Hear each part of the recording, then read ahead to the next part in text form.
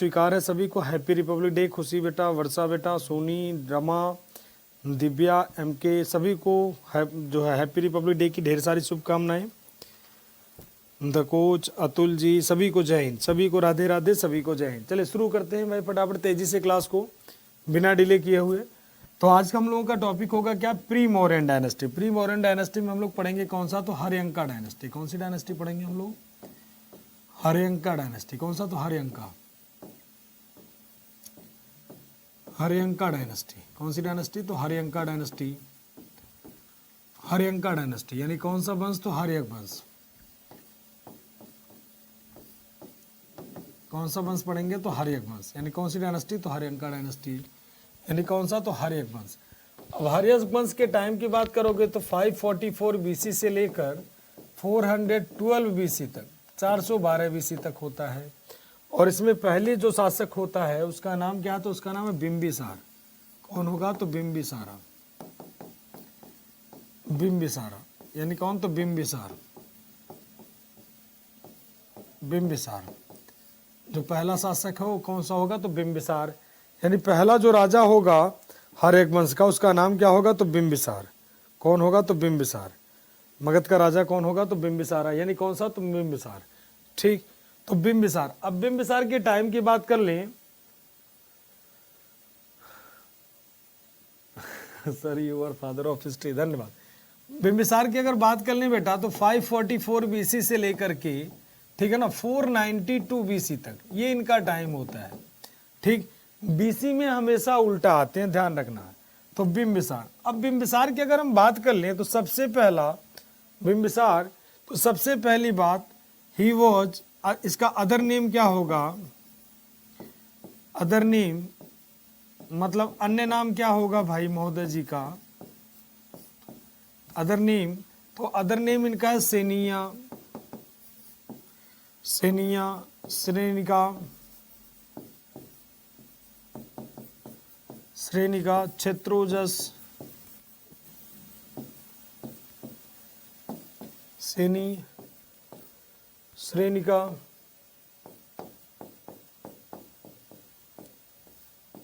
श्रेनिका, क्षेत्रोजस, क्षेत्रोजस, ये सब किसका नाम होगा, तो ये सब नाम होगा किसका, तो बिंबिसार का। ठीक है ना, मतलब बिंबिसार का अन्य जो नाम है, अन्य नाम वो क्या होंगे, तो सेनिया, श्रेनिका, क्षेत्रोजस, ये सारे नाम होंगे किसके, तो बिंबिसार का। अब अगर हम बात कर लें कि बिंबिसार इस डायनेस्टी का क्या होगा, तो फाउंडर होगा। यानी क्या, तो बिंबिसारा वॉज फाउंडर ऑफ, अगले पेज पे लिख देते हैं, फिर दोबारा बैक आते हैं, टेंशन नहीं लेना, अभी दोबारा बैक आएंगे। He was founder of, he was founder of कौन सी डायनेस्टी, तो Haryanka dynasty. Haryanka dynasty. He was founder of कौन सी डायनेस्टी, तो Haryanka dynasty. He was founder of Haryanka dynasty. ठीक, मतलब यह हर्यक वंश का, हर्यक वंश का, हर्यक वंश का संस्थापक था।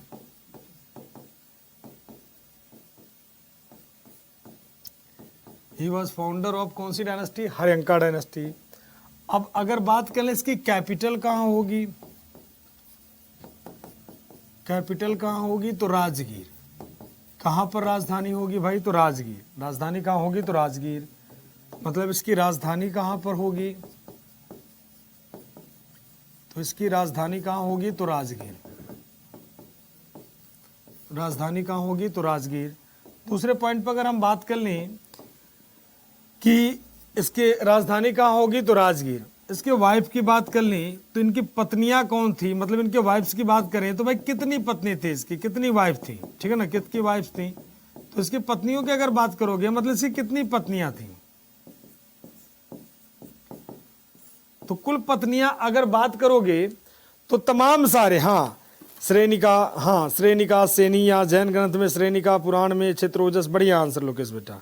तो देखो क्षेत्रोजस, सेनिया, श्रेनिका। अब इनके विवाह की अगर बात करोगे तो विवाह इनके बहुत सारी पत्नियां थी, ठीक है ना, जैसे कोसाला, क्षेमा, चेलना, ये सब दुनिया भर के नाम थे।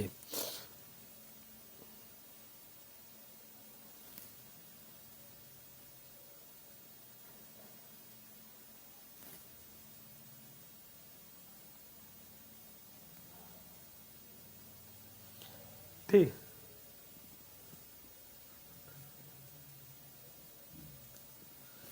ठीक। तो इनकी पत्नियां कौन थी, तो इनकी पत्नियां की बात कर लें। तो पत्नियां कौन थी, तो कोसाला, कोसाला। और कौन थी, तो क्षेमा, क्षेमा। और कौन थी, तो चेलना।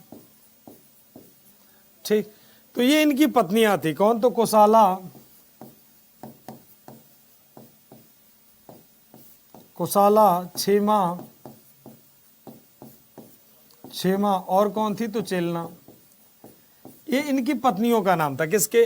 अब अगर बात कर ले हिस्टोरिकल सोर्स के हिसाब से, तो बिंबिसार ने 500, बिंबिसार ने शादी मतलब अपना साम्राज्य का विस्तार करने के लिए 500 रानियां रख रखी थी। एक सोर्स है महावग्ग, एक ऐतिहासिक सोर्स है महावग्ग, महावग्ग एक किताब है Mahavagga. According to Mahavagga, according to Mahavagga, Mahavagga total wife of Bindusara कितना, तो 500 पत्नियां थी। ठीक है ना। तो महावग्ग के अनुसार, महावग्ग के अनुसार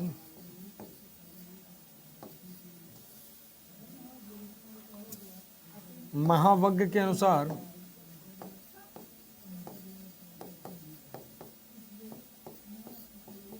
महावग्ग किताब है, महावग्ग के अनुसार,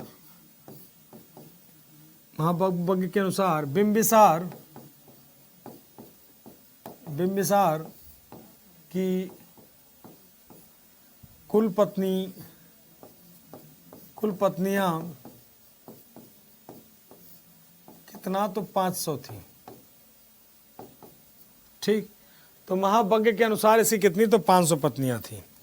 इसने एक अलायंस किया, एक समझौता किया, उसे कहते हैं क्या, मैट्रिमोनियल अलायंस। कौन सा, तो मैट्रिमोनियल अलायंस। ठीक है। मैट्रिमोनियल का मतलब हो गया शादी करो और साम्राज्य का विस्तार करो। तो इसने अपने साम्राज्य का विस्तार करने के लिए कौन सा अलायंस लागू करता है, तो मैट्रिमोनियल अलायंस, मैट्रिमोनियल पॉलिसी। यानी इसका जो पॉलिटिकल पॉलिसी था,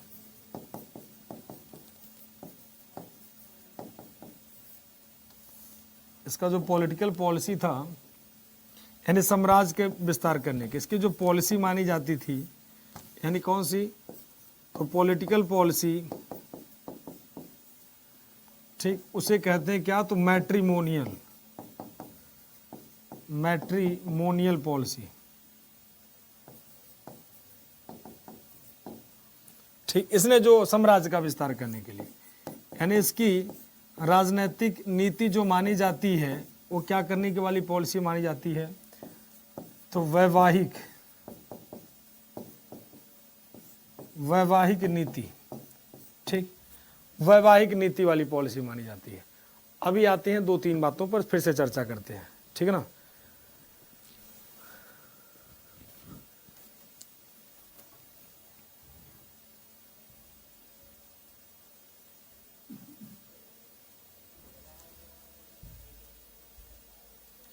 ठीक। चलो अब देखते हैं ध्यान से बेटा, फिर से आते हैं।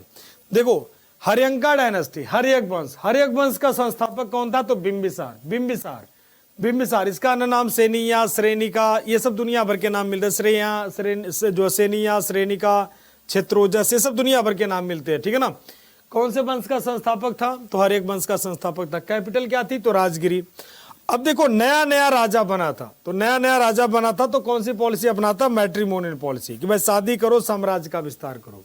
ठीक। तो इसने साम्राज्य के विस्तार करने के लिए पहली बात कि शादी कर लेगा तो पड़ोसी इसके ऊपर अटैक नहीं करेगा। हिस्टोरिकल हिसाब से पता चलता है कि इसने विवाह का मतलब साम्राज्य का विस्तार करने के लिए 500 शादियां कर रखी थी, जो कि प्रमाणिक प्रतीत नहीं होती हैं। ये बस ये बताना चाहते थे, इस किताब में बस ये बताने की कोशिश हुई है कि इन्होंने बस साम्राज्य विस्तार करने के लिए इन्होंने ये पॉलिसी लागू की। अब एक क्वेश्चन होता है, सबसे पहले जब वैदिक काल पढ़ेंगे आपको बताएंगे कि जन से जनपद, जनपद से महाजनपद, तो 16 महाजनपद बनते हैं। और 16 महाजनपद में सबसे पावरफुल महाजनपद बनता कौन सा, तो मगध का। कहाँ का, तो मगध का। और मगध में कौन सी, तो हर्यंका डायनेस्टी बनती है। कौन सा, तो मगध में कौन सा वंश बनता है, तो हर्यक वंश। यानी कौन सा, तो मगध में कौन सी डायनेस्टी आती है, तो हर्यक वंश। कौन सा, तो हर्यक वंश और हर्यक वंश। अब एक क्वेश्चन होता है कि मगध में ही डायनेस्टी क्यों बनी। पहला पॉइंट होता है कि फिर मगध में डायनेस्टी क्यों बनी, मगध में डायनेस्टी बनने का रीजन क्या था। तो मगध में डायनेस्टी बनने का क्यों सारा रीजन था। पहला पॉइंट, मगध तीनों तरफ से दुश्मन से, मगध में सबसे बड़ा पॉइंट कि मगध में ही क्यों बना, यानी कहां पर, तो इनकी कैपिटल कहां थी, तो राजगीर। मगध में क्यों बना, तो ध्यान समझना। मगध की अगर बात कर लोगे तो ये हो गया, मान लो मगध, मगध यहाँ पर हो गया, कोई भी प्लेस हो गया मगध, ठीक है ना। ये हो गया कौन सा, तो पाटलिपुत्र का नाम सुना होगा आपने, तो ये मगध का क्षेत्र है, ठीक। तो मगध का क्षेत्र, सबसे पहला पॉइंट, ये नदियों के बीच में स्थित है, ठीक है ना। यहाँ पर बहुत सारे रिवर है और ये बीच में कौन सी रिवर है, तो बीच में गंगा रिवर है। बीच में कौन सा रिवर है, तो गंगा रिवर, ठीक है ना। गंगा, यहाँ पर कौन सी नदी है, तो गंगा। और गंगा के बगल में जाओगे तो यहाँ पर आओगे तो एक बड़ी सी, मतलब बड़ी बड़ी अगर नदी की बात करोगे तो यहाँ पर है घाघरा, ठीक, घाघरा। और यहाँ पर आ जाओगे तो कौन सी नदी है, तो गंडक। और यहाँ पर आओगे तो एक नदी मिलती है क्या, सोन। अब ये तीनों नदियों को जो बनता है ये पूरा क्षेत्र, इसे कहते हैं क्या, तो दोआब सेक्टर। कौन सा सेक्टर, दोआब सेक्टर। मतलब दोआब का मतलब जहां दो नदियों का मिलन हो रहा, और दोआब सेक्टर जहां पर, ध्यान समझना कि पहला भारत का पहला वंश, यानी मगध का पहला वंश जो होता है वो, मतलब पहला जो सबसे पावरफुल साम्राज्य बनता है वो मगध क्यों बनता है, मगध में ही क्यों बनता है। तो मगध में बनने के पीछे सबसे बड़ा एजेंडा होता है कि वो दोआब सेक्टर में था। दोआब सेक्टर होगा मतलब वहां पर क्या मिलेगा, तो सरप्लस प्रोडक्शन होगा, और सरप्लस उत्पादन होगा। और सरप्लस उत्पादन होगा तो उसको बेचने के लिए दूसरी जगह लोग जाएंगे। ध्यान से समझना, मान लो कि ये पटना है, ठीक, पटना है। अब पटना से कहां पर, लखनऊ में किसी भी प्रोडक्ट को बेचने के लिए लोग जा रहे हैं कि पटना से लखनऊ, तो पटना से लखनऊ उसको बेचने के लिए जाएंगे तो बीच में दुनिया भर के चोर डाकू मिलेंगे, दुनिया भर के चोर वगैरह मिलेंगे। तो इनसे सुरक्षा देने के लिए, सुरक्षा कौन देगा, तो सुरक्षा देने की जिम्मेदारी जिसकी होती थी वो किसकी, तो क्षत्रिय लोगों की। अब क्षत्रिय लोग इन्हें सुरक्षा देंगे, तो क्षत्रिय लोग सुरक्षा देने के लिए क्या करेंगे, तो सेना रखेंगे। भाई देखो, सरप्लस उत्पादन हुआ, तो सरप्लस उत्पादन मान लो पटना में हुआ, दोआब सेक्टर में, तो व्यापारी, ध्यान से समझना, किसी भी चीज का सरप्लस उत्पादन हुआ। चलो एक फ्रेश पेज लेते हैं और अच्छे समझाते हैं। देखो मान लो ये हो गया मगध, मगध में किसी भी चीज का अत्यधिक उत्पादन हुआ। मान लो थोड़ी देर के लिए समझने के लिए चावल का उत्पादन हुआ, ठीक, चावल का, राइस का प्रोडक्शन ज्यादा हुआ बेटा। अब राइस का जब प्रोडक्शन ज्यादा हुआ तो उसको बेचेंगे, कहीं ना कहीं ले जाकर के बेचेंगे। तो मान लो उसको बेचने के लिए पहुंच गए कहां पर, तो मान लो थोड़ी देर के लिए किसी बेचने के लिए कहां आ रहे हैं, तो अभी आपको थोड़ी देर पहले हमने आपको समझाया कहां पर, तो लखनऊ, ठीक, लखनऊ उसे बेचने के लिए आ रहे हैं। अब चावल का अत्यधिक उत्पादन हुआ, यानी क्या, तो सरप्लस प्रोडक्शन हुआ। तो इसको व्यापारी व्यापार करने के लिए जाएंगे, जो बिजनेसमैन होंगे, यानी क्या, जो ट्रेडर्स होंगे, जो व्यापारी होंगे, व्यापार करने के लिए जाएंगे। तो यहां पर इन्हें चोर मिलेंगे, दुनिया भर के डकैत वगैरह मिलेंगे, तो इसे इन्हें सुरक्षा चाहिए। तो सुरक्षा देने का काम किसकी रिस्पॉन्सिबिलिटी आ जाएगी, तो क्षत्रिय की। और जब क्षत्रिय सुरक्षा देंगे तो बदले में क्या लेंगे, बदले में अपना भी भाग लेंगे, और भाग लेंगे तो भाग लेकर के क्या करेंगे, तो आर्मी बनाएंगे। क्या बनाएंगे, तो आर्मी बनाएंगे। और आर्मी को क्या चाहिए, तो आर्मी बनाने के लिए क्या चाहिए, तो आर्मी बनाने के लिए अस्त्र शस्त्र। अस्त्र शस्त्र के लिए जरूरी क्या है, आयरन मिले, पहला पॉइंट। दूसरी सेना बनाई जाएगी क्या, तो रॉ मटेरियल होना चाहिए, एलिफेंट आर्मी, ठीक, एलिफेंट आर्मी यानी हाथियों की सेना, ठीक। तो अब देखो ध्यान से, तो पहला पॉइंट, मगध में क्या हो रहा था, सरप्लस उत्पादन हो रहा था, सबसे पहला पॉइंट, ठीक, सरप्लस उत्पादन हो रहा था। तो एक व्यापारिक जोन बन रहा था, और व्यापारिक जोन का मतलब नदियों के पास था। दूसरा, मगध में सबसे बड़ी बात थी कि यहां पर आयरन का प्रोडक्शन होना शुरू हो गया, और आयरन का उत्पादन इनके अस्त्र शस्त्र बनाने के लिए ज्यादा फेमिलियर हो गए। तीसरी चीज, यहां पर मगध हाथियों के लिए परिचित था, तो हाथियों की भी आर्मी बननी शुरू हो गई। दूसरा, सबसे बड़ा जो मेन था दोआब सेक्टर। तीसरा चीज जो मतलब अगला जो चीज था, मगध बौद्ध और जैन का केंद्र था, बौद्ध धर्म एंड जैन धर्म का सेंटर था। और बौद्ध धर्म जैन धर्म का सेंटर, ये सबको पता है कि व्यापार को बढ़ावा देते हैं, व्यापार को ज्यादा मानते हैं, ठीक है ना। अधिकतर व्यापारी आपको बौद्ध धर्म जैन धर्म वाले ज्यादा मिलेंगे, ठीक। तो व्यापार को बढ़ावा देते, इस कारण से ये सारी चीजें कहां पर पहला डायनेस्टी बनता है, कहां पर, तो मगध में। मतलब सरप्लस उत्पादन हो रहा था, लोहा मिल रहा था, इसके अलावा और क्या मिला, तो इसके अलावा वहाँ पर हाथियों के बहुत बड़े पैमाने पर होते थे। तो ये सारी चीज़ें कहीं ना कहीं क्या हो रहा था, तो कहीं ना कहीं आप समझ लो मगध के उत्पादन के लिए सबसे ज़्यादा फेमिलियर हो रहा था। ठीक, तो इस कारण से भारत मगध की पहली डायनेस्टी कहाँ पर बनती है बेटा, तो मगध में। सभी का क्लियर है कि मगध में डायनेस्टी क्यों बनी। अब नया नया राजा बना था और पहला डायनेस्टी बनता मगध में, और मगध का पहला राजा किसे माना जाता है, बिंबिसार को। मगध की पहली डायनेस्टी कौन सी मानी जाती है, हर्यंका डायनेस्टी। इवन कह लो भारत का पहला डायनेस्टी तो आपको बिंबिसार, हर्यंका, हर्यक वंश और पहला राजा बिंबिसार। पहली कैपिटल कौन सी मानी जाएगी, तो राजगीर। अब नया नया राजा बना था, इसके ऊपर पड़ोसी अटैक ना करे, इसीलिए इसने कौन सी पॉलिसी अपनाई थी, तो मैट्रिमोनियल पॉलिसी। कौन सा, तो मैट्रिमोनियल पॉलिसी, शादी करो साम्राज्य का विस्तार करो। ठीक, तो ये वाली पॉलिसी अपनाता कौन, तो बिंबिसार। सभी का क्लियर है, एक बार बता दें बेटा सारे लोग, सभी के कमेंट देख रहे हैं, एक बार बता दें सभी लोग। अभी पाटलिपुत्र पे आएंगे बेटा, पाटलिपुत्र, लांबा जी का क्लियर, उज्जवल जी का क्लियर, बाकी लोग बताएं भाई।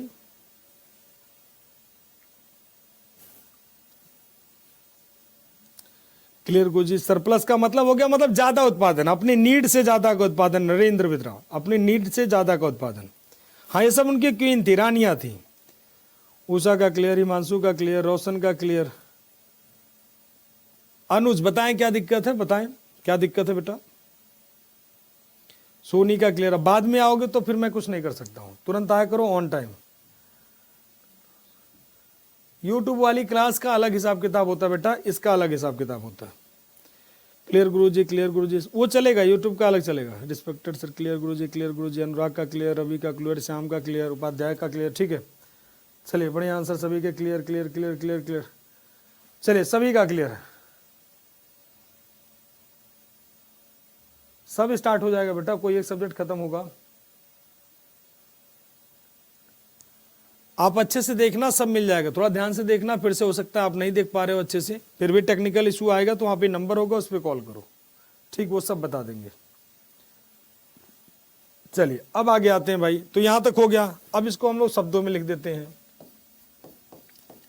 First capital of Magadh, first capital of Magadh, तो मगध का पहला राजधानी, मगध की पहली राजधानी, मगध की पहली राजधानी,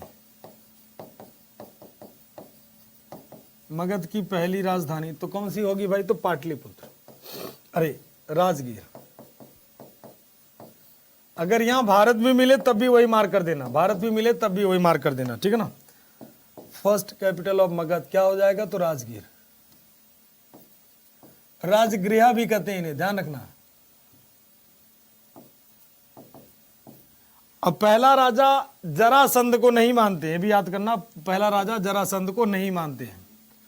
ठीक, अगले पॉइंट पे आते हैं भाई। सीरीज चलेगी आपकी, सुपर 30 वाली सीरीज करो ना, वो चलेगा, यहां भी चलेगा, सब कुछ चलेगा बेटा, जो जहां जैसे प्लान है वैसे चलेंगे, परेशान ना हो। अगला point, first king of Magadh, तो फर्स्ट किंग ऑफ मगध कौन हो जाएगा, तो Bimbisara. Next point, first dynasty of Magadh, तो मगध की पहली डायनेस्टी, जरासंध को नहीं मानना है, ध्यान रखना है। फर्स्ट डायनेस्टी ऑफ मगध, हर्यंका, हर्यंका यानी मगध का पहला राजा, मगध का पहला राजा कौन सा होगा, तो बिंबिसार।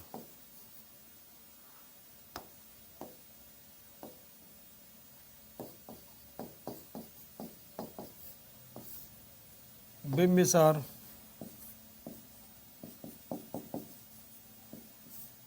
मगध का पहला वंश कौन सा हो जाएगा, तो हर्यक वंश,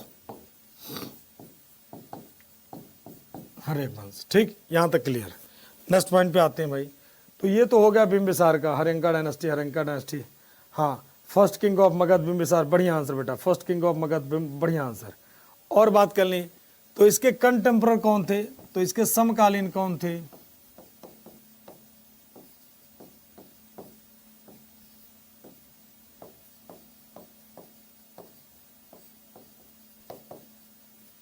कंटेम्पररी मतलब समकालीन कौन थे? तो कंटेम्पररी कौन थे? तो लॉर्ड बुद्धा, भगवान बुद्ध। ठीक, मतलब बुद्ध जी इनके समकालीन थे। और ये कौन से धर्म को मानता था? तो ही वॉज, बिंबिसार की बात कर रहे हैं, ही वॉज फॉलोवर ऑफ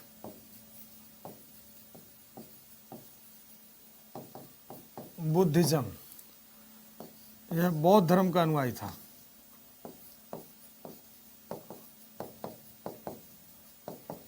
बौद्ध धर्म का अनुयायी था। कौन से धर्म को मानता था? तो बौद्ध धर्म का। तो बिंबिसार कौन से धर्म को मानता था? बौद्ध धर्म का। भगवान बुद्ध जो थे इनके समकालीन थे, मतलब इन्हीं के समकालीन थे।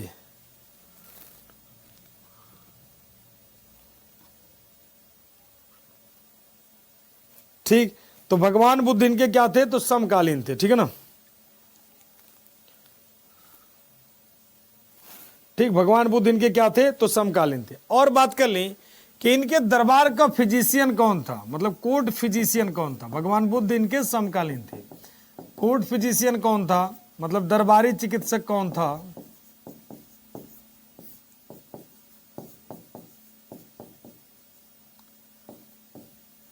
दरबारी चिकित्सक कौन था? कोर्ट फिजिशियन कौन था? तो इनका कोर्ट फिजिशियन कौन था? तो जीवक, ठीक है ना। कौन था? तो जीवक। तो इनके दरबार का फिजिशियन कौन था? जीवक। एक चिकित्सक माना जाता कोर्ट फिजिशियन जीवक, जिसे अवंती भेजता चंड प्रदोत के इलाज के लिए, ठीक है ना। तो जीवक को अवंती भेजता है, जीवक को अवंती के राजा चंड प्रदोत के उपचार हेतु भेजता है।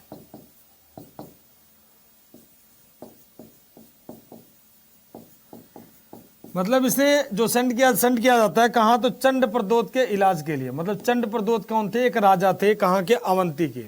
तो अवंती के राजा चंड प्रदोत जब बीमार होते हैं, ठीक, तो नास्तिक हूं मैं गुरुजी।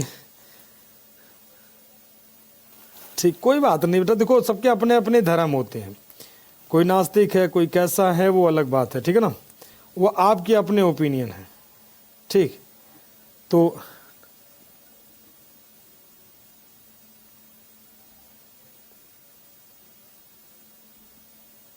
ठीक, तो ये सारे तो बात कर लें, तो यह कौन से? तो बौद्ध धर्म का अनुयायी था। इसके दरबार का फिजिशियन कौन था? तो जीवक। और ये कौन? तो चंड प्रदोत के इलाज के लिए भेजता किसको? तो जीवक को। जीवक एक कह लो अनाथ था, ठीक है ना। और ये अनाथ कहने का मतलब सीढ़ियों पर पड़ा हुआ था। तो सीढ़ियों पर पड़ा हुआ था, तो सुबह सुबह पूजा करने के लिए जा रहे थे बिंबिसार जी। तो जब पूजा करने जा रहे तो वहां पर एक बच्चे के रोने की आवाज सुनी इन्होंने। फिर उसे उठाते हैं और उसे ले जाकर के भेज देते हैं कहाँ पर? तो मगध में भेज देते हैं इनके उपचार के लिए, कि भाई जाओ, सब कुछ उनका उपचार वगैरह हेन तेन करवाते हैं। अरे मतलब मगध में भेज देते हैं कि जाके मेडिसिन के बारे में शिक्षा लो, एजुकेशन लो। फिर आते हैं, फिर इन्हें चवंटी के जो अवंती के राजा थे चंड प्रदोत, उनके इलाज के लिए बातें कि जाओ इनका ठीक ठाक करो, ओके करके लाओ, फिर ठीक हो जाएंगे, ठीक है ना। तो एसिटिक नहीं बनता, एसिटिक का मतलब साधु होता है बेटा, तो सारे एसिटिक नहीं होते, ठीक है ना। वो बौद्ध धर्म को मानने का मतलब ये नहीं होगा कि सारे एसिटिक हो जाएं। ठीक, अब इनके बाद आगे हम बात कर लें कि भाई ये सारे पॉइंट हो गए। नेक्स्ट पॉइंट पे आते हैं भाई, कि इसकी हत्या, जो इसकी हत्या करता है वो इसी का बेटा कौन करता है? तो अजात शत्रु। तो he was killed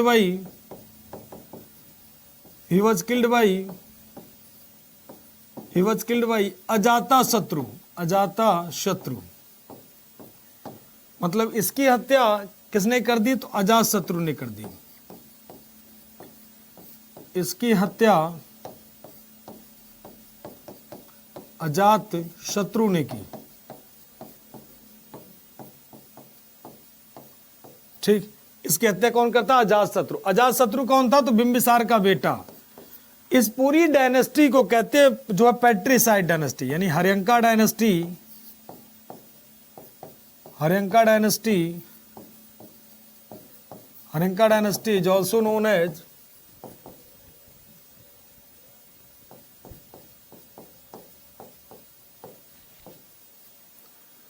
known as patricide dynasty.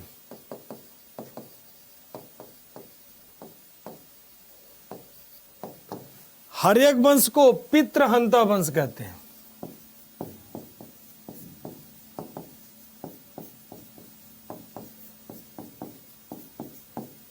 Haryak वंश को पितृहंता वंश कहते हैं।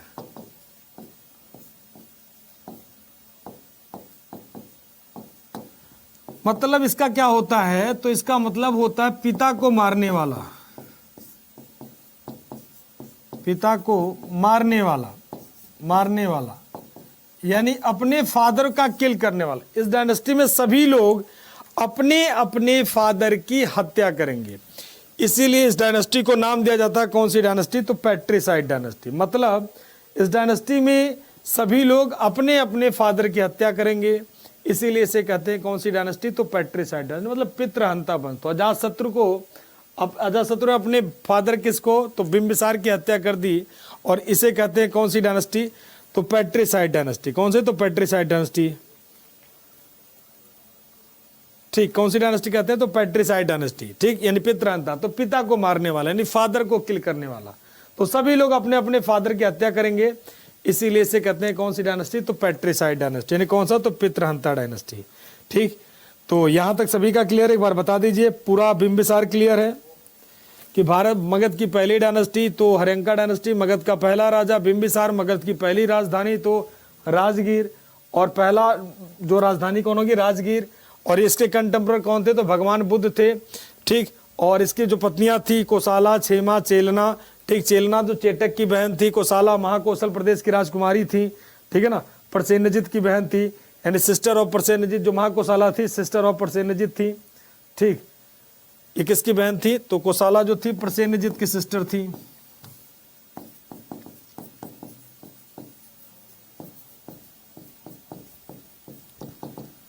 Sister of Prasenjit. कहाँ के था प्रसेनजित? तो प्रसेनजित कहाँ का था, यानी कहाँ के? तो कौशल की, कौशल की राजकुमारी थी। कौन? तो प्रसेनजित। चेलना कौन थी? तो लिच्छवी के चेटक की बहन थी।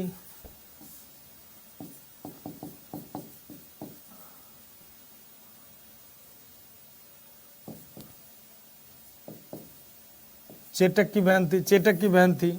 ठीक, कहाँ की? तो लिच्छवी की, लिच्छवी की, लिच्छवी की। ठीक है ना, तो सभी ये कहाँ की प्रिंसेस थी? क्षेमा मद्र की प्रिंसेस थी, मद्र की राजकुमारी, मद्र की प्रिंसेस, मद्र, मद्र की यानी प्रिंसेस ऑफ मद्र, यानी कहाँ की? तो मद्र की राजकुमारी थी। तो क्षेमा कहाँ की थी? तो प्रिंसेस ऑफ मद्र। ये सब नहीं पूछता, फिर भी लिख दिया हमने, मद्र की राजकुमारी थी। तो इन सब से ये मैट्रिमोनियल अलायंस करने का मतलब नया नया राजा बना था, पड़ोसी अटैक कर देते, इसीलिए अपना सिस्टम ये सब लागू करता है। ठीक है ना, तो वैवाहिक नीति लागू करता है। जीवक इसके दरबार का विद्वान था। तो सभी का क्लियर, सभी का क्लियर, बढ़िया। Krishna, IF king, Kanva Pandey, Kavya Pandey. ठीक है बेटा, काव्या पांडे। ठीक,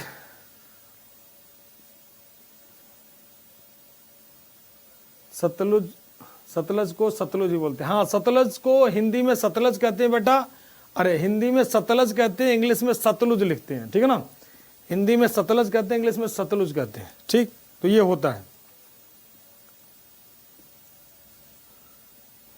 मगध नहीं जानते हो? मगध, ये जो आनंद कपूर है ना, आप अपना नेता बनना हो तो नेता बनो, पढ़ाई करने आए हो ना तो सिर्फ पढ़ाई करो। आप अपने व्हाट्सएप ग्रुप, फलाना ग्रुप, ये सब नाम यहाँ पे मत लिया करो। ठीक है ना, पढ़ने आए तो पढ़ते रहो, नहीं तो एडिटर ब्लॉक कर देंगे। आपको फर्स्ट एंड लास्ट वार्निंग है। ठीक, सिर्फ पढ़ाई करो। अगर कोई क्वेश्चन है तो आप पूछ लो, सर भारत की प्रथम डायनेस्टी कौन सी है? देखो शशि का क्वेश्चन, बढ़िया क्वेश्चन है। ऐसे सवाल करो यार, पढ़ने आए तो पढ़ाई करो ना, पता चलेगा। कहीं अगर किसी कोचिंग के थ्रू एडमिशन लियो तो मैं कुछ नहीं कर सकता हूँ। ठीक, फिर यही होगा, ब्लॉक हो जाओगे, घर का पैसा भी डूब जाएगा। घर वाले उम्मीद करें मेरा बेटा पढ़ रहा है और बेटा तो व्हाट्सएप ग्रुप बना के खेल रहा है, व्हाट्सएप खेल रहा है। ठीक, तो पढ़ाई कर लो यार, पढ़ाई करने आए तो पढ़ाई कर लो। ठीक, तो भारत की पहली डायनेस्टी अगर आपसे पूछेगा तो पहली प्रायोरिटी, अगर आपके पास हर्यंका है तो हर्यंका, नहीं होगा तो आपको मौर्य मार करना है। ठीक है ना। भारत का पहला राजा बिंबिसार मार करना है। सरजीवक किसका ट्रीटमेंट करता है? अवंती के राजा चंड प्रद्योत। अवंती के जो राजा नहीं होते बेटा, ट्रीटमेंट करने के लिए जाता है चंड प्रद्योत। अवंती के राजा थे चंड प्रद्योत, उनका करने के लिए ज्यादा था। शादी करने का कारण क्या था कि ताकि पड़ोसी उनके ऊपर अटैक ना करे, यही कारण था और कुछ नहीं था। ठीक, यही कारण था कि उसके ऊपर अटैक नहीं करें। चलो अगले क्वेश्चन की तरफ आते हैं। डायनेस्टी को वंश कहते हैं सर, वंश कहते हैं बेटा। ठीक,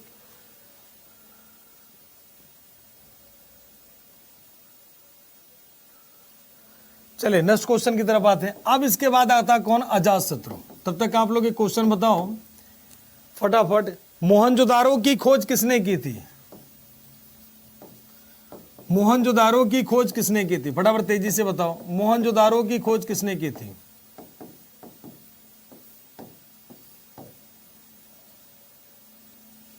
अब बात कर लें अगला राजा अजातशत्रु। 492 से 460 BC। अजातशत्रु, अजातशत्रु के बचपन का नाम जो था, चाइल्डहुड नेम यानी बचपन का नाम, बचपन का नाम इसका क्या था? तो कुनिका।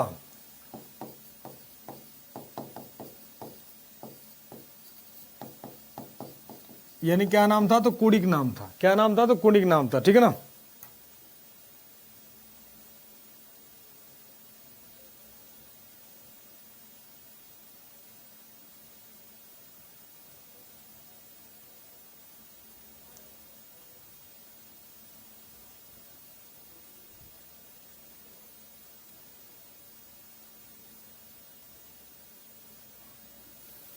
चलिए सभी के आंसर बढ़िया आ रहे हैं। तो बचपन का नाम क्या था? कुड़िक, कुड़िक नाम था। ठीक है ना, कुड़िक नाम था। और बात कर लें अजातशत्रु के बारे में कि अजातशत्रु को क्या कहते हैं? पितृहंता। He was first Indian king, he was first Indian king, he was first Indian king who killed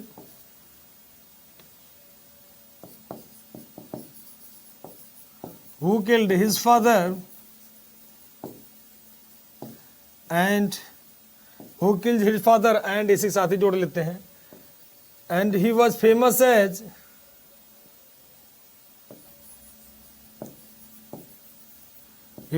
as patricide।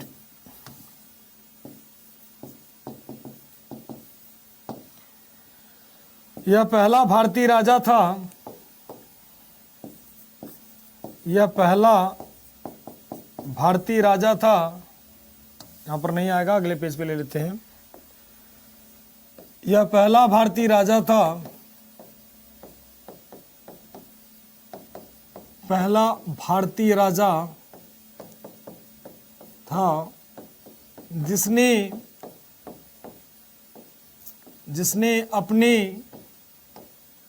अपने पिता की हत्या की, पिता की हत्या की और पितृहंता के नाम से प्रसिद्ध हुआ। और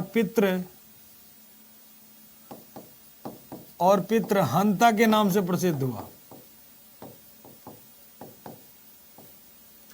और पितृहंता के नाम से प्रसिद्ध हुआ। और पितृहंता के नाम से क्या हुआ? प्रसिद्ध हुआ। मतलब पहला भारतीय राजा था। अभिषेक का आंसर आ गया, कह रहे हैं गुरुजी।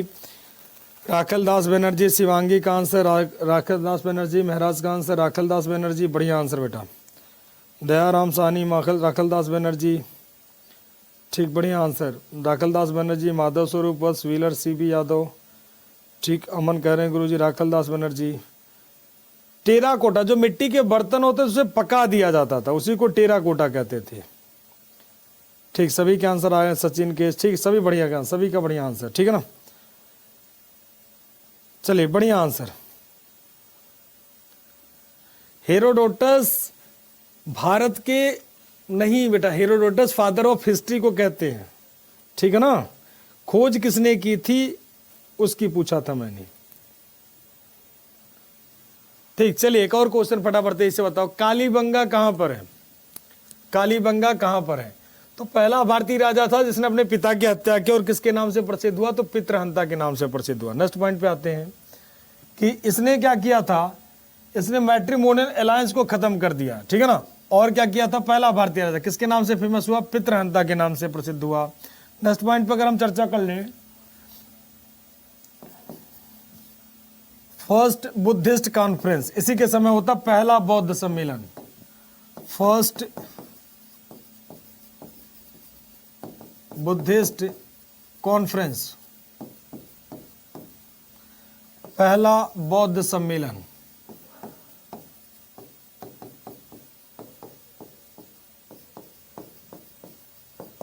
पहला बौद्ध सम्मेलन कब होता है भाई? 483 बीसी में, 483 बीसी में। कौन होता है भाई? 483 बीसी में। कहां पर? तो कहां पर होगा? तो राजगीर में। कहां पर? तो राजगीर में, राजगीर में, ठीक, राजगीर में। किंग कौन होगा? तो आप सबको पता है कौन सा किंग पर है, तो अजातशत्रु। बाकी चेयरमैन वगैरह हिंद दिन चर्चा करेंगे, उसमें हम लोग आराम से डिटेल में जब बुद्धिज्म पढ़ेंगे, ठीक है ना। राजा कौन होगा? अजातशत्रु। यानी कब? तो after death of Lord Buddha, after death of Lord Buddha, भगवान बुद्ध की मृत्यु के बाद, भगवान बुद्ध की मृत्यु के बाद, 483 बीसी में भगवान बुद्ध जी की डेथ हो जाती है। तो आपके जब भी कोई बड़े लेवल का एग्जाम दोगे, वहां पर एक क्वेश्चन होता है क्या बुद्ध जी के रहते हुए उनकी डेथ हुई थी? तो आंसर क्या होगा? नो। जिस साल भगवान बुद्ध जी की डेथ होती है 483 बीसी में, उसी दिन इनकी, मतलब उसी दिन ये काउंसिल, मतलब उसी साल एक काउंसिल रखा जाता है, पहला बौद्ध सम्मेलन। किसके समय? तो अजातशत्रु के समय। ये भी कौन से धर्म को मानता है? तो अब तो बौद्ध धर्म को। अजातशत्रु भी कौन से धर्म को स्वीकार कर लेता? बौद्ध धर्म को। जब भगवान बुद्ध से मिलता है, ठीक है ना, हाँ, भगवान बुद्ध से जब मिलता है तो भगवान बुद्ध जी कहते हैं कि तुमने जो इतनी सारी हत्याएं की है उसको कैसे जस्टिफाई करोगे, उसको जस्टिफाई कैसे करोगे बताओ। तो उसको जस्टिफाई करने के लिए इसके पास कोई ऑप्शन नहीं था कि भाई कैसे जस्टिफाई करोगे। तुमने इतने सारे मर्डर किए, इतने सारे हत्या किए, अपने बाप को मार दिए, जबकि तुम्हें पता था कि तुम्हारे बाप के मरने के बाद गद्दी तुम्हें मिलेगी, फिर भी तुमने अपने बाप की हत्या की। तो उसको कैसे जस्टिफाई करोगे, क्या करोगे, उसको कैसे जस्टिफाई करोगे, ठीक है ना, ठीक है ना। तो ये क्वेश्चन मार्क हो जाता है। अब दूसरी बात कर लें कि इसने क्या किया था, एक स्तूप का भी निर्माण करवाया था, ठीक, क्या एक स्तूप का निर्माण भी करवाया था। अब स्तूप का निर्माण कहां पर करवाया था? तो राजगीर में।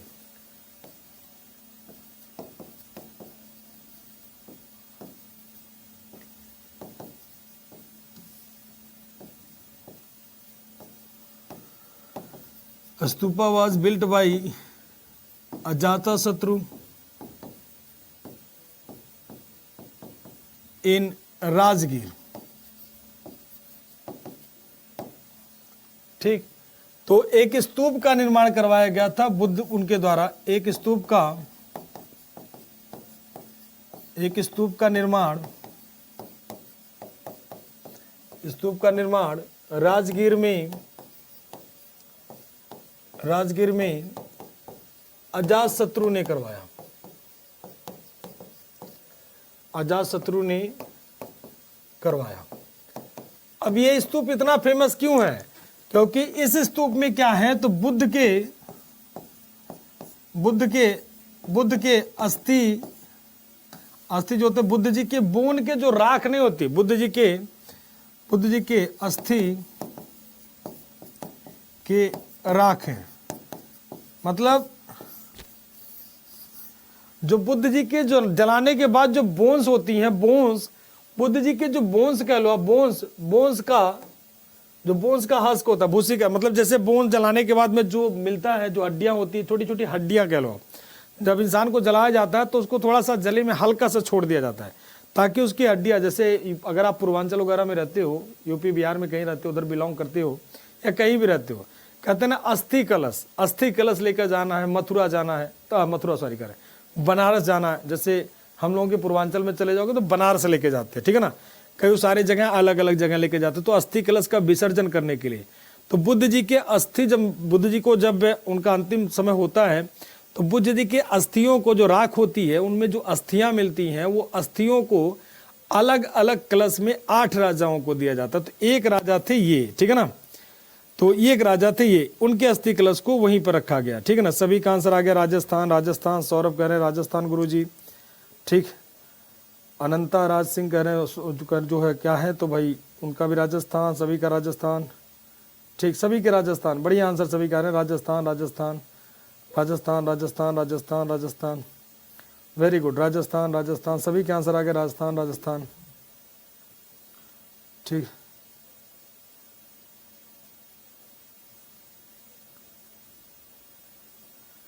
राजगीर कहाँ? राजगीर बिहार में है बेटा, बिहार की ही बात कर रहे हैं। राजगीर, पाटलिपुत्र, ये सब कहाँ है? बिहार में ही है।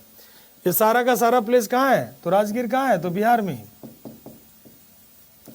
ठीक, बिहार के राजगीर जिले में, सब बिहार में है। इतना सारा जान लियो, कहानी भी नहीं चला बिहार का है कहाँ पर राजगीर, ठीक, तो बिहार में ही है और कहीं नहीं है। चलिए एक और क्वेश्चन बताएं फटाफट तेजी से। कालीबंगा का अर्थ क्या होता है? What is the meaning of Kalibanga? What is the meaning of Kalibanga, ठीक है ना,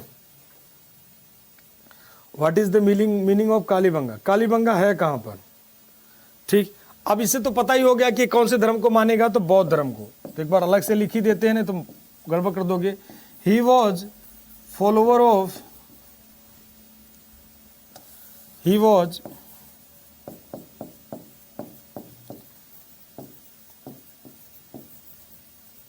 बुद्धिज्म।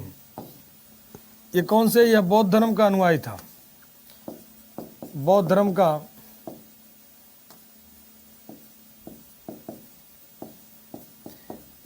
का अजातशत्रु अनुयायी था,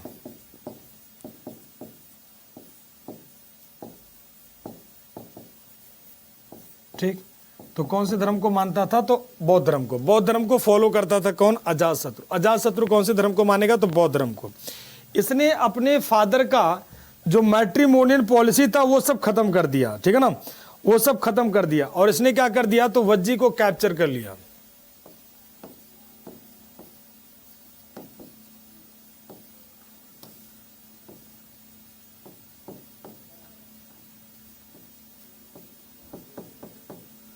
तो इसने वज्जी को छीना, इसने वज्जी पर अधिकार कर लिया। वज्जी और अवंती पर, काशी कर लो, काशी।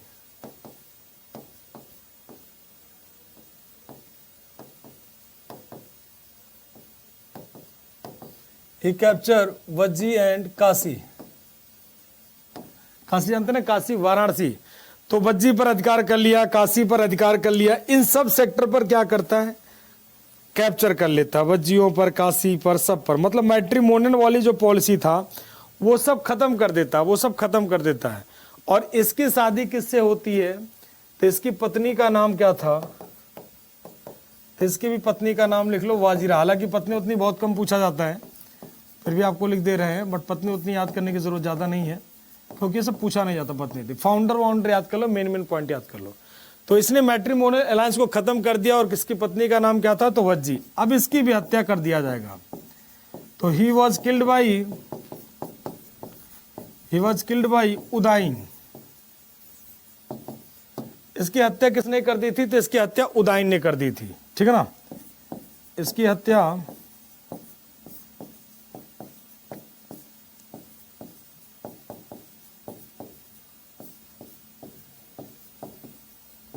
उदाइन ने की।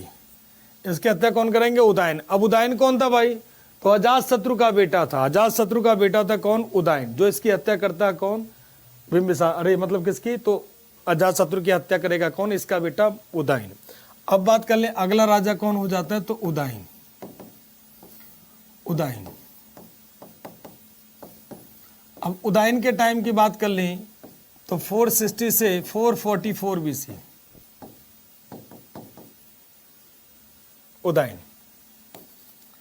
ही वॉज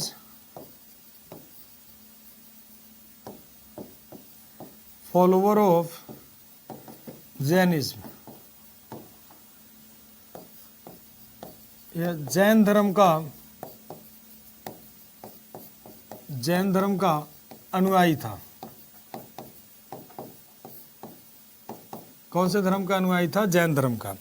अब देखो इसके पास दो हथियार भी थे। इधर अगर बात करोगे तो अजातशत्रु के पास दो हथियार भी थे, ठीक है ना। जीतने के लिए दो हथियार यूज करता है कौन? अजातशत्रु। अजातशत्रु के पास दो हथियार थे, रथ मूसला महाशिला कंटक। दो हथियार भी थे अजातशत्रु के पास, रथ मूसला महाशिला कंटक, ठीक है ना। 2 वेपन्स थे। तो भी एक पॉइंट थोड़ा सा वो भी लिख देना तो गड़बड़ा जाएगा। दो हथियार, दो हथियार।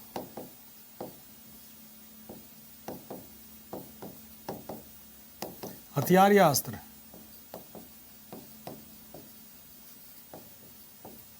ठीक। 2 वेपन्स कौन थे? तो रथ मूसला, रथ मूसला। दूसरा क्या थे? महाशिला कंटक।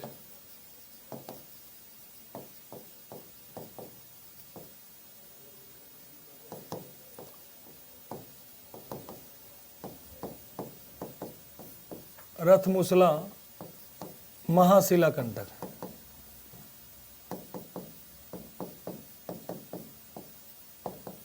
महाशिला कंटक।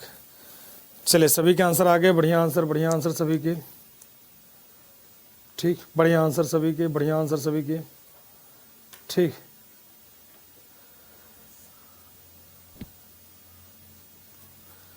चलिए बढ़िया आंसर सभी के।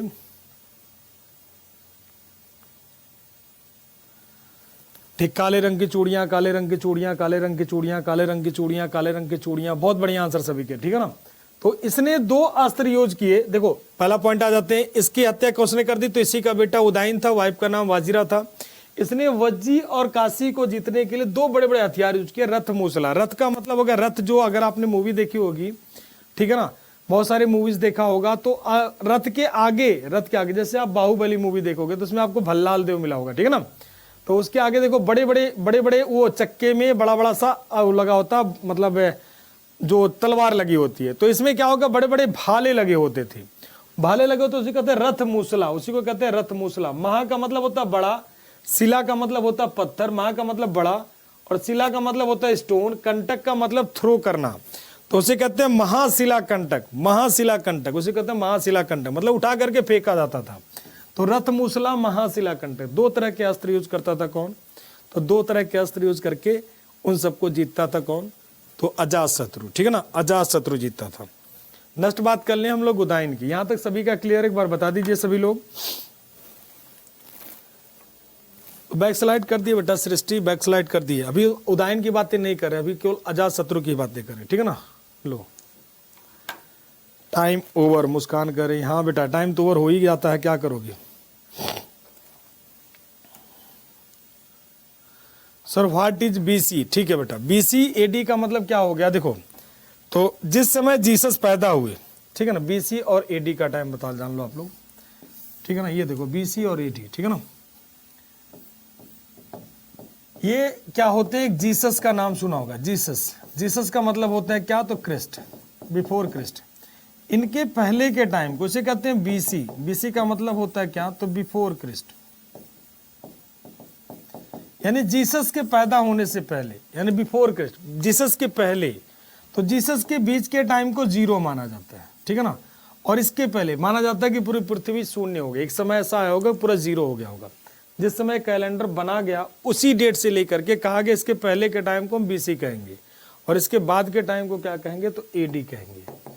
जीसस के टाइम के बाद के समय को एडी कहते हैं, लॉर्ड एनो डोमिनी, ठीक, लॉर्ड एनो डोमिनी। तो लॉर्ड एनो डोमिनी एडी कहते हैं, ठीक है ना। अब इधर के टाइम इसमें हम लोग ठीक उल्टा आएंगे, बीसी में उल्टा आएंगे, एक समय आ जाएंगे 0, फिर उसके बाद में आ जाएंगे एडी में, ठीक है ना। जैसे यहां पर हम लोग पढ़ेंगे कब तक, तो pre Mauryan dynasty, pre Maurya, Maurya dynasty, Maurya, post Maurya, post Maurya में यहीं पर आ जाएंगे। पोस्ट मौर्य की अगर बात करोगे तो पोस्ट मौर्य में इंटर कर जाएंगे हम लोग यहाँ पर जीसस में, उसके बाद में गुप्ता डायनेस्टी यहीं शुरू हो जाएंगे यहाँ पर, ठीक है ना। तो बेसी और ईडी का मतलब यही होता है, ठीक। तो आज की क्लास हम लोग इतनी रखेंगे।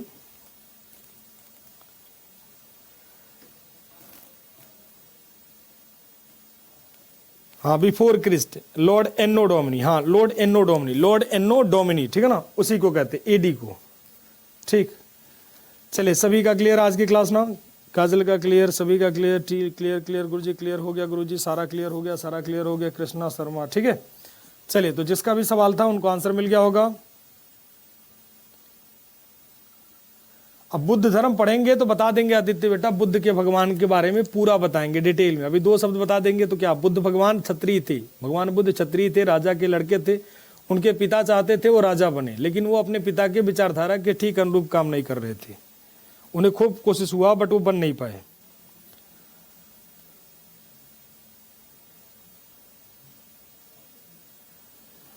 आपके पास जो क्लास के नोट्स होंगे वही मिलेंगे, जो हम क्लास में पढ़ा रहे हैं आपके क्लास के डेली बाय डेली अपने नोट आपको अपलोड मिलते जाएंगे, उससे आप नोट्स बनाते चलो, ठीक है। तो चलिए आज की क्लास हम लोग यहीं पे रखेंगे, तब तक आप लोग अपना ध्यान रखिएगा। बाय बाय, टेक केयर, जय हिंद, जय भारत, वंदे मातरम।